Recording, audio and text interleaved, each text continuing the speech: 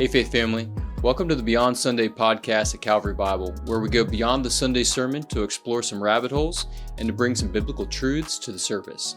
We hope you enjoyed today's episode.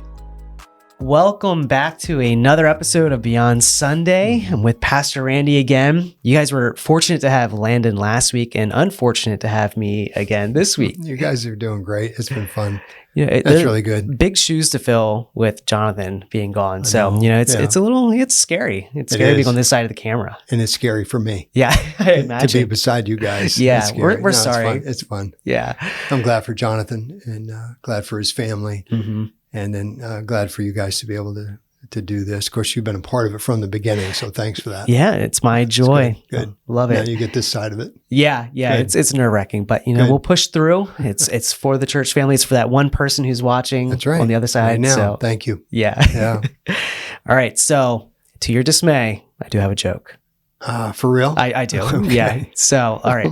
I'm not putting a lot of effort into this. I look up good, clean dad jokes. Is that what you do? And the first thing that shows up is usually what I pick. So, it's not the greatest, but I think it's a good one. Maybe people enjoy it. See. Okay. What do you call a bird with bad manners? A bird with bad manners. Mm-hmm. Oh my. There's so many different birds, dodo bird, all that kind of stuff. No, I don't know. A mockingbird. It's poor manners to mock, so mockingbird. There you go. All right. There it You're is. doing it. Good. Yep. It's good that you're not spending tons of research on these. No, I mean, it's like 10 seconds before we hop on here, and it shows.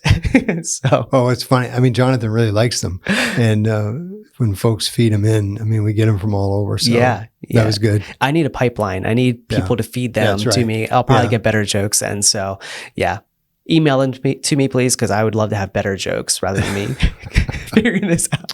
Thank you. No. That's good. All right. So we were in Matthew still, of course. Yeah. We're going to be in Matthew for a little bit longer, hopefully by end of summer. I'm hoping. Wrapping up. These chapters are long. Mm-hmm. 26 is long. 27 is long. The stretching of these chapters due to the subject matter of Christ headed towards crucifixion, being crucified, and then the results after that. It seems like these chapters get stretched, almost like whoever the folks that were dividing these scriptures up just couldn't stop the chapter. Is what it seems like. Yeah, and if I recall, Matthew, he's a little different too because things aren't chronological with him. So he's doing something theologically as he's positioning these texts, and so it's really hard to find a good break. I'm sure as you're working through it. Yeah. In fact, I think we'll find even next week how it's still connected to these two passages that we are working through this week. Yeah. So as a small recap, so on this past Sunday, we were 26 verses 1 through, how far did we go? 13. Mm-hmm.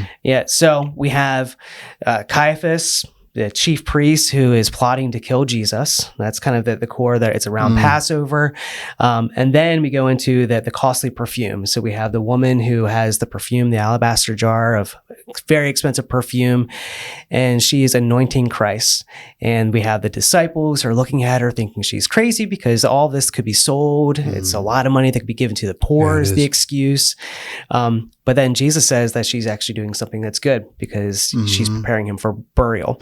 And so that's the core of it. And really, I think what we were pointing back to kind of as the core takeaway is what is Christ's worth? What is his value? Yeah. Is that correct?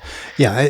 I think that's the most important aspect of the theology in this text, the history part of it. These individual scenes are one thing, but that theological center of the woman does this, the reaction is off. Jesus corrects them. Obviously, the woman becomes the go and do likewise type of figure here, where she's the only one who values Jesus this much, right? Which is really important. And you're right. You're right, Jordan, because these scenes where you have the chief priests and the elders. So there's the leadership, there's the official leadership in Israel clearly rejecting the Messiah in the person of Jesus. So they're plotting and they're going to try to arrest him and ultimately kill him. Take that and then contrast that with this woman's activity, which is, according to Jesus' interpretation, what she's doing. Whether she knows it fully or not, we don't know. But what we do know is her allegiance to Jesus. So that woman, when we talk about Beyond Sunday stuff, the woman actually does help us ask the question, what is Jesus worth? So that whole aspect, and goodness, coming to the end of that message, if I don't get to the word sacrifice, that's bad on my part, because that's really, they see it as a waste at the end of verse 8. I'm reading it here. Why this waste? Because they were indignant. They were angry. They had their minds made up that what she was doing was wrong-headed. And so they're angry at what she's done. And, why this waste? And Jesus corrects that, of course. And so in verse 10, and actually you quoted the word pretty well. That Greek term is actually kalos. It's not, the translation's fine, beautiful, but it's actually a good thing. It's a fitting thing that she's done. Mm-hmm. And so, but then you get to verse 12, and pouring this ointment on my body, she has done it to prepare me for burial. So I think Beyond Sunday for us is constantly looking at a text like this and saying, all right, this week, is my life giving evidence of the value that Jesus has? And so when I ask the question, how valuable is Jesus? How much is he worth? And then I follow that up with, and also, well, what is his crucifixion worth? I mean, What did that accomplish? And so when you think about the accomplishment of Christ for us, and I tried to hit that a little bit, I think that, you and I are at the place where we want to make sure that, there is this sense of, we do recognize his inestimable value, and that shows in the way in which I use all of my life, including all of my resources. Yeah. That's about really all we're doing with this at this point. And the understanding of what Christ is worth to us, they always say, look at your bank account and look at your calendar. So your bank account, how you're spending your money and how you're giving, and then also how are you spending all of your time? Because that's a direct reflection of what we think of Christ, the sacrifice that he's done for us, and how we are now sacrificing on his behalf. One of the things I find somewhat interesting too, and I might be jumping around a little bit, but okay. As Matthew says that what she has done will be remembered as the gospel goes out to all the nations or the rest of the world, is that he doesn't give her name here. No. Which is kind of unique because he's saying that she will be remembered yet. Yeah. And so maybe you can correct me if I'm wrong, but what will be remembered is her perspective of the value of Christ and the sacrifice, not necessarily her herself. Like her name is maybe unimportant, even though if you look at the book of John, we know who it is. It's Mary. Yeah. The sister of Martha, that Mary. Mm-hmm. But it is unique to see, okay, it's the concept of our understanding of the value of Christ and then what we are willing to give on behalf of us understanding that value. One of the Beyond Sunday questions I would have then too is trying to figure out, okay, what's that balance look like then for sacrifice, but also being good stewards, not leaning into the legalistic side of things too, saying you have to give all of this. There's that, it's a sort of a grayish line, unsure of where you sit on either one of those sides. So do you have any... Yeah, I think one of the things that we talk about a lot around here is wisdom, the need for wisdom. And so when you mention one of these gray areas and trying to find a balance, so yes, we do need wisdom. So for instance, I do need wisdom from God to be able to navigate in a world that is not, this world is not conducive to sacrificing for Christ. It has some other things that it might sacrifice for.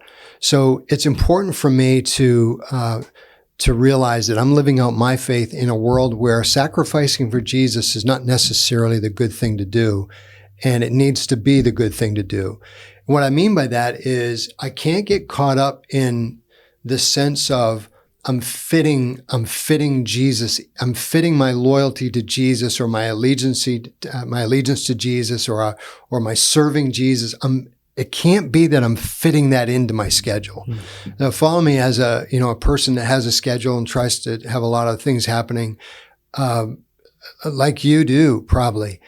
So if you're not careful, trying to fit him in lessens his value. Right. As opposed to saying, he is the ultimate value in my world. Therefore, everything about him and his kingdom takes priority over everything else. So that's the reason why that takes balance, is because you can do that so much that you can drop the other things that he said we're responsible to do too. Right. So, but I'd rather start with that angle of just think about the average American and the average busyness, and technology has really helped us, but it's made us even busier. And there's so many things that we can do and enjoy.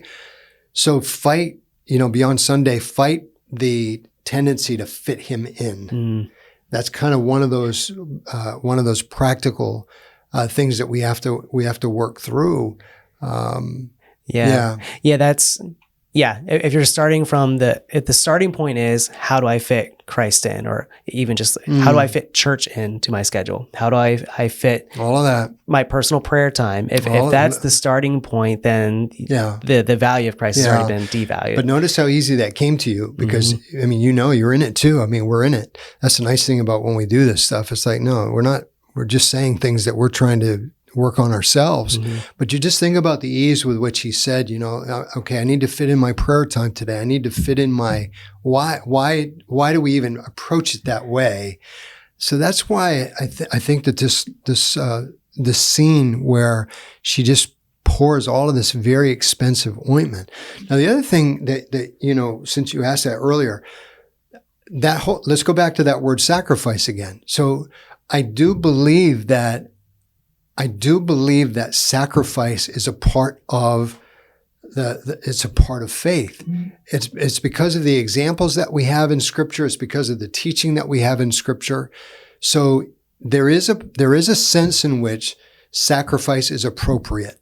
So with my giving of money and time and effort and all of that, is there sacrifice? So, and I hinted at this, and I can't remember, how I said it, but you can imagine like a parishioner thinking through, how do I serve the Lord? Well, what if they're trying again to fit that in, and they say, okay, this is a ministry that I can do because this doesn't take a lot of extra time. Right. I'm not going to say that in and of itself is wrong, but I am going to say that in and of itself, that could be a symptom of you not sharing in the same worth that woman did. So I do think for us beyond Sunday, along with being wise, is this sense of, no, sacrifice is a part of it. Yeah. He gave his entire life for me. Therefore, nothing I can give to him it can match that. Right. So that's part of the deal. Yeah. And it's not performative. It's not, how do I fit it in because of, okay, I can do this skill or I can do this thing for God. Let me fit this in to say that I've checked that box. Because even the example of this woman who we know is Mary, she's the same one who sat at the feet of Jesus, who wanted to be his disciple to learn from. So she was already understanding the value of Christ. She saw her brother Lazarus get raised from the dead. And so she had a right understanding, which informed her of why he was worth this. Yeah. And so this wasn't a performative thing. It wasn't her showing up and just doing this because, she had to or whatever it might be. No. And it's really interesting then that the disciples had just missed the mark here, who they were spending more time with him than anybody else. Yeah. And yet they didn't quite see the value. Yeah. And I'm shaking my head. If you're just listening, I'm shaking my head all through what he's saying, because I think, in the one sense, it's like they really blew it. Our little grandson, his dad taught him, if he does something and it doesn't work, he says, beefed it. And, they beefed it. But I'm also shaking my head because they teach me about the potential to be very close to God, right? Very close to Jesus, and still be blind as a bat. Yeah. So, it's like, okay, I'm glad that they're failing because it shows us. Now, again, the contrast that we're going to see here. So you mentioned the disciples. They're indignant, but then you move from from these religious leaders. And now the great contrast, the good example of the woman, then the disciples, the bad example, again, they miss it and they have to be retrained. And then Jesus makes that glowing statement about her memory. And then finally, we're going to move into Judas. Yeah. And a contrast again between the woman's valuing Jesus and Judas. So here's the woman, quote, wasting all of this money. And here's Judas receiving this money. Yeah. She's giving it all away, wasting it. He's making a deal. But wow, you talk about the contrast in loyalty. Yeah.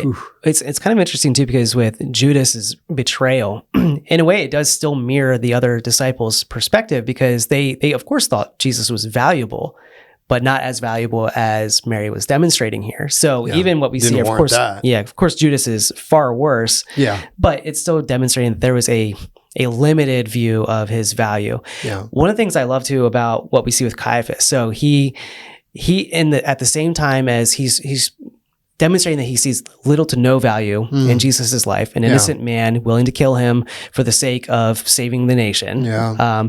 And yet at the same time, he views that killing Jesus would somehow save the nation. So he had still this view that that's big. Little does he know that the sacrifice of Christ will save the entire world. Yeah, all that believe. So even through these stories, it's amazing to see how the Lord can still show us the great value of Christ, even as we're seeing people completely, beef it. Yeah. You're going to have, remember this when you're in these long sections now, the teaching is different. As I started last Sunday, this break at 26:1, now all of a sudden these events and scenes hit us. And so you are already beyond Sunday aligning yourself with some of these characters. And so the one, this morning when I was working on this next text for Sunday, I thought, the tough part about this, none of us in church are going to link up with Judas. We're not going to naturally do that. We're not that bad, surely. But you have this sense of, if you're not with the woman, if you're struggling like the disciples, one of the 12 goes off the rails. And so when you're thinking about your faith journey beyond Sunday this week, just remember this story and make sure that that we're aligning ourselves with this woman who knew that Jesus was the Messiah and he was about to die, and that death was going to be efficacious. It was going to be salvific. It was going to be redemptive, whatever word you want. She knows these things are happening, and she leads the way for us. And I think for me personally, if you want to, this is my, the best thing I can do is when I get up in the morning is to say my thanks to the Lord for saving me. Just realizing this redemptive act keeps me from so many things. How can I be overly proud and arrogant when I see how bad I was that he had to die for me? I mean, it really squelches some things. And then just to embrace what he's done as an act of the love of God and to say thank you. That's, I think, how that worth keeps developing, just continually reminding ourselves, like Jesus said at the end, wherever this gospel is proclaimed, what she has done will also be told. And what she did was she valued Jesus so much and said, look, I want to give you a proper burial, because he wasn't going to get one. So, yeah. Amazing. Yeah. Nothing but a heart of gratitude when we look at this for God, his great grace, that he preserves us, that we are not the Judas, that we have the opportunity to be this woman. What a blessing for us as faithful followers of Christ. You got that right, especially the way you just worded it, to think that because of Christ's love for us, we are not in that Judas camp. Thank the Lord for that. We're in that disciples camp, which means we're learning. We're still learning. We're still missing some things, and hopefully Beyond Sunday helps continue to push us forward. Yeah. So.